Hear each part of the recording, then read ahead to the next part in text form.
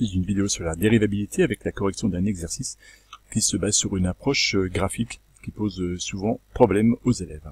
L'énoncé se retrouve intégralement sur le site mathguillon.fr. On nous dit qu'on a représenté ci-dessous donc la courbe représentative d'une fonction qui est définie sur R, et on a représenté les tangentes à la courbe. C'est important de lire son énoncé pour bien le comprendre. À la courbe au point A et au point B d'abscisse moins 3, donc le point A qui est là A pour abscisse moins 3, et le point B qui est là A pour abscisse 1. La première question, si on note f' la dérivée de la fonction f, c'est de déterminer graphiquement f' de 1. C'est une application directe du cours. On sait que le nombre dérivé en un point est le coefficient directeur de la tangente. On cherche donc la tangente au point d'abscisse 1. Le point d'abscisse 1, c'est le point B. Et donc, on regarde la tangente au point B. C'est cette droite qui est ici. Là, la droite est clairement horizontale. Donc, son coefficient directeur va être nul. Donc, f' de 1 est clairement égal à 0. Donc, on peut le rédiger comme ça. Que f' de 1 est le coefficient directeur de la tangente à la courbe C au point B d'abscisse 1. Ça, c'est à la fois mon énoncé et bêtement le cours. Graphiquement, c'est là où j'interviens. Je fais une analyse du document qui m'est donné, la pente de cette tangente est 0 puisque la tangente est horizontale, et donc f' de 1 est nul. On me demande maintenant de déterminer f' de moins 3.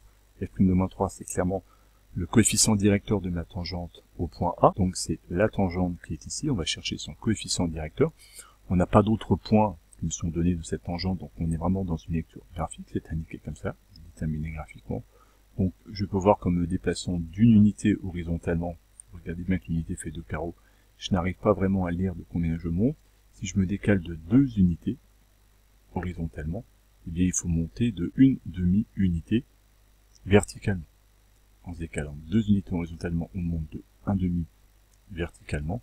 On sait que le coefficient directeur, c'est le dénivelé vertical sur le dénivelé horizontal. Delta, c'est la différence, donc la différence de mes y, dénivelé vertical, sur ce qu'on appelle delta x, c'est une notation un peu physicienne, ça.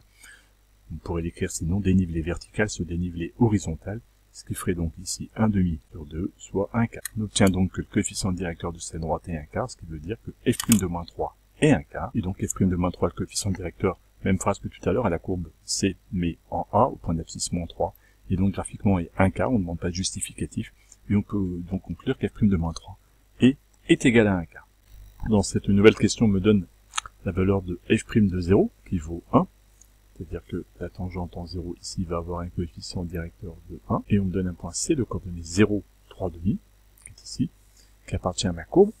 On me demande si le point de coordonnées moins 1, 1 demi, c'est-à-dire le point qui va être ici, si ce point-là appartient à la tangente, donc la fameuse tangente que j'ai commencé à tracer ici, le coefficient 1, c'est pas évident graphiquement comme ça, il va falloir y répondre par le calcul.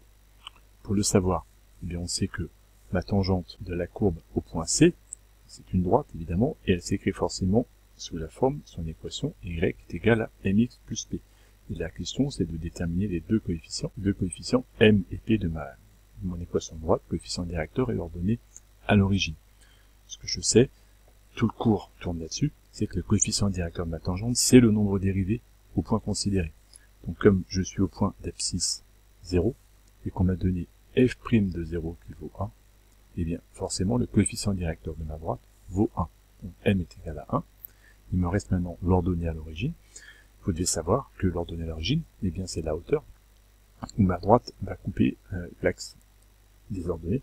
Et donc ici c'est clairement le point C qui a comme coordonnée 0, 3 demi. Eh bien le nombre 3 demi est clairement l'ordonnée à l'origine P. Ce qui fait que mon équation de droite, ma tangente, est directement y est égal à 1 fois x plus 3 demi. Il va falloir le rédiger. On peut le rédiger en utilisant aussi le cours et la formule qui donne l'équation générale d'une tangente. C'est comme ça que nous allons le faire. Donc il faut le rédiger. On sait que l'équation de tangente au point d'abscisse 0 est de la forme y est égal à f' de 0, facteur de x moins 0 plus f de 0.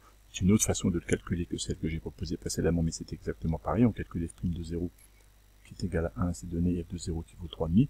Au total, on prouve rapidement que l'équation de la tangente est y est égal à x plus 3,5, comme on l'a vu précédemment. On continue, donc pour savoir si le point D de coordonnées moins 1,5 est bien sur cette tangente, on va tester.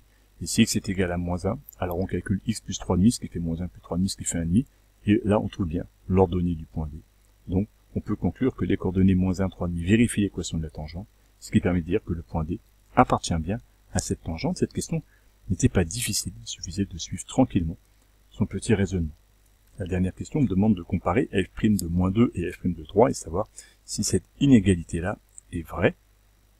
Donc attention, ici la représentation graphique est celle de la fonction f, donc c'est la représentation graphique de ma fonction de départ, c de f, et là les questions sont relatives à la dérivée.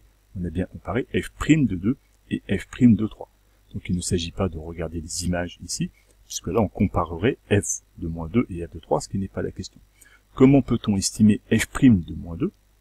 Eh bien on va se passer au point d'abscisse -2, qui est ici. f' de -2 serait le coefficient directeur de la tangente ici. Comment serait cette tangente? Mais on voit bien que sur un intervalle qu'on peut dire de -6 à 0, la fonction f est croissante, et donc le point -2 appartenant à cet intervalle -6, 0, eh bien la dérivée va être positive, puisque la fonction est croissante, il y a équivalence à dire que sa dérivée est positive sur l'intervalle. Inversement, f' de 3, on se positionne maintenant ici, au point d'abscisse 3, le point de la courbe correspondant ici, et la tangente, visuellement, elle va être décroissante, son coefficient directeur va être négatif, on va comprendre qu'f' de 3 va être négatif.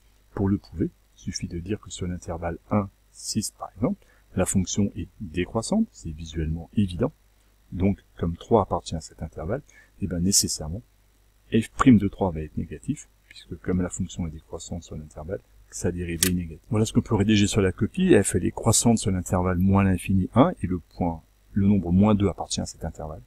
Et donc on peut affirmer que f' de -2 est supérieur ou égal à 0, fonction croissante, dérivée positive. Et de la même façon, f elle est décroissante sur 1 plus l'infini, et comme 3 appartient à cet intervalle, on peut affirmer qu'f' de 3 est inférieur ou égal à 0, et donc nécessairement, on a cette inégalité, f' de 3 inférieur ou égal à 0, inférieur ou égal à f' de 2, la proposition était donc fausse.